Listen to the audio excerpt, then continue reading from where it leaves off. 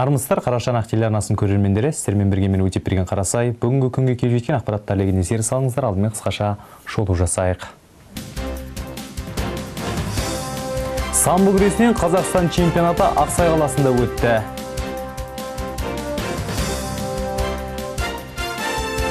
Домбыра асыл мұрам.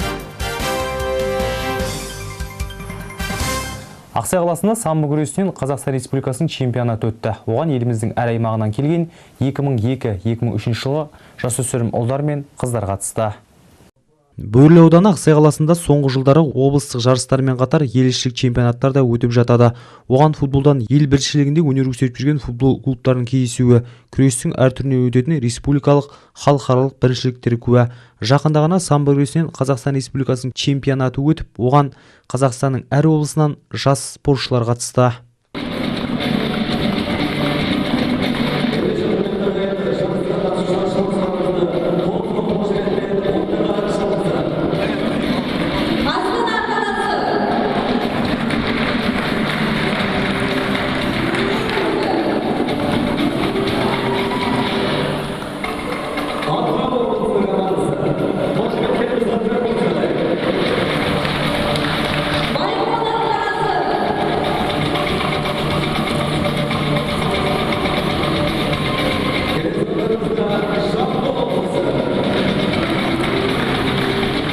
Бөрлі ауданы Ақсай қаласында жалауын көтерген самбо күресінен өткен ел біріншілігіне жан-жақтан жас спортшылар, спорт ардагерлері және де облысымыздың намысын қорғап жүрген спортшылар арнайы келді. Аудан әкімі Санжай Жұматайұлы бұл жарыс біз үшін ерекше жарыс екенін айтып, барлық қатысушыларға сәттілік тіледі.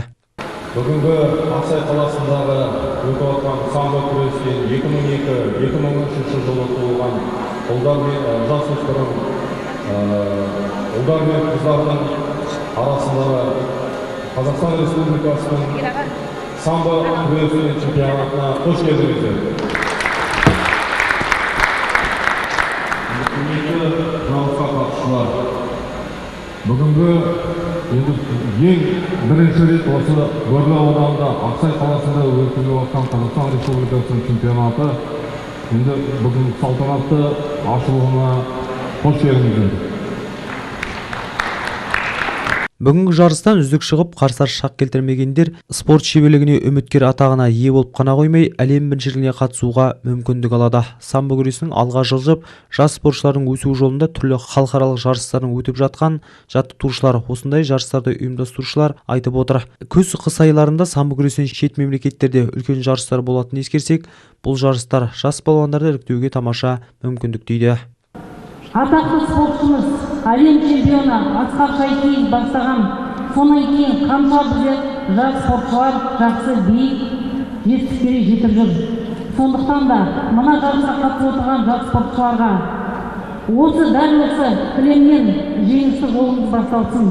Болашақта тек қана Қазақстан көлемінде емес, әлем деңгейінде өнер көрсетіп, еліміздің даңқын шығара беруге тілекшімін. Боз кілемде белдескен жас спортшылар бар күштерін ортаға салып, боз кілемде жеңісті қолдан бермеуге тырысып жатты.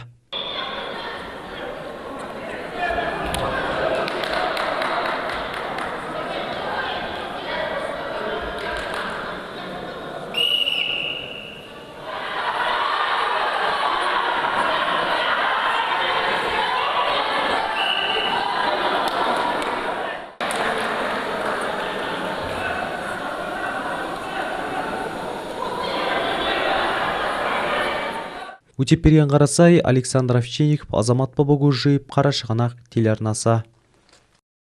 Қаламызда орналасқан ардагерлер саябағында домбыра ұстаған қазақтың ұлттық аспабын дәріптеп жүрген ардагерлер бас қосып сынға түсті. Басты мақсат ұлтымыздың хас өнерін дәріптеп, келешек ұрпаққа терме жыр, күй жанрының қызығушылығын арттыру. Қазақ халқы нағыз қазақ емес, нағыз қазақ домбыра деп бекер айтпады. Осы сөздерден ақ қазақ пен домбыраның егіз ұғым екенін байқауға болады. Сол көшпенділер заманынан бері домбыра қазақтың мұңы мен қуанышын жырлап, өткенмен бүгініне көз жүгіртіп келеді. Ұлттық аспапты ұлықтау, ұмыт қалдырмау мақсатында жақында ғана қаламызда орналасқан ардагерлер саябағында Ақсай жастар қоғамдық бірлестігінің ұйымдастыруымен домбыра пати қолға алынып, оған ауданымыздың ардагерлері қатысты.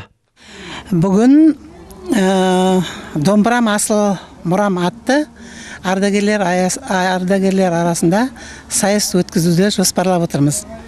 Елбасы жарлығымен осы 2018 жылдан бастап жыл сайын шілде айының бірінші жексенбісі ұлттық домбыра күні деп белгіленді. Биыл сол жарлыққа сәйкес өте жақсы шаралар өткізілді. Республика бойынша біздің ауданымызда да. Сол мына біздің мақсатымыз рухани жаңғыру бағдарламасы шеңберінде Ақсай жастар қоғамдық бірлестігі осы ардагерлер арасында домбырам асыл мұрам атты сайысты өткіземіз деп жоспарлап, бүгін со қатысушыларды жинап отырмыз. Әрі қарай мақсатымыз енді осы зейнеткер жастағы ардагерлеріміз бір-бірімен қарым-қатынаста болып жақсы, сосын ұлттық өзіміздің аспабымыз домбыра ұмытылмай әр үйде орнатылып, әр үйде үні шығарылсын деген мақсат. Байқауға қатысып жатырған барлық ардагерлер түрлі салаларда қызмет атқарған, болмаса атқарып жатырған жандар. Олардың арасында мәдениет саласынан бөлек білім беру, медицина, ауыл шаруашылығы, тағы басқа салаларда үздіксіз қызмет атқарған еңбек ардагерлері бар. Оларда осындай шараның өткеніне өте қуанышты. Бір жағынан қазақ өнерін, ұлттық домбырасын насихаттау болса, бір жағынан аға буын өкілдерінің бір-бірімен араласып әңгіме өрбітуіне жақсы мүмкіндік болып отыр.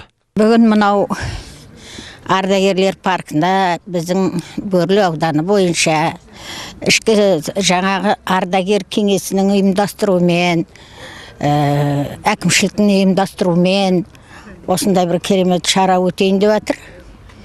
Жаңағы үлкен кісілерді, ардагерлерді бірімен әңгімелесіп сұхбаттасын деген мағынада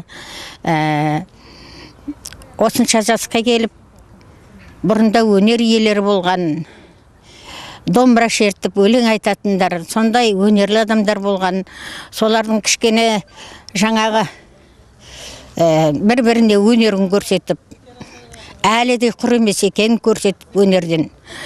Сондай бір жақсы іс-шара болады деп ойлаймын. Бәрімізді енді жасымыз келіп қалғанмен көңілімізде күй шерткіміз келеді, ән айтқымыз келеді. Бұл деген ән айту, өнер деген адам өлгенше бойына сіңген қасиет ешқашан қалмайды деп ойлаймын. Сондықтан енді мынау өнер десе біздің қазақ халқы ішкенасын жерге қоятын халық. Өнерсіз адам қазақтың халқының ішінде жоқ. Бәрі де өнерлі, бәрі де әу десе ән айтады, домбыраны шерте білсе күй тартады. Қазақ даласын қоңыр үнімен әлдилеп тұратын домбыра үні бұл күнде ерекше күн бөліп, тыңдарманның жүрегіне жетіп жатты. Қазақ бар жерде домбыра бар, домбыра бар жерде дархан пейілді қазақ бар.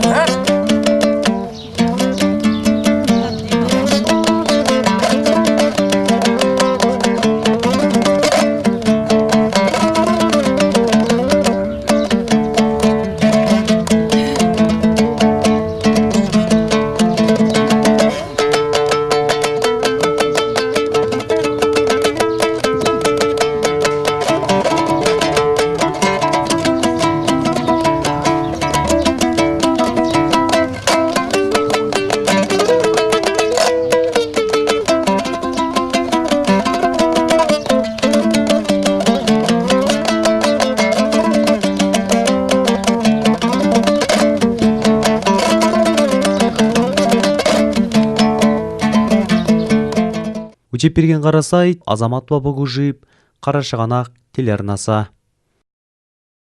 Бүгінгі күнге келіп жеткен ақпараттар легі осындай болды. Жаңалықтарымыз көп болсын, аман, сау болыңыздар.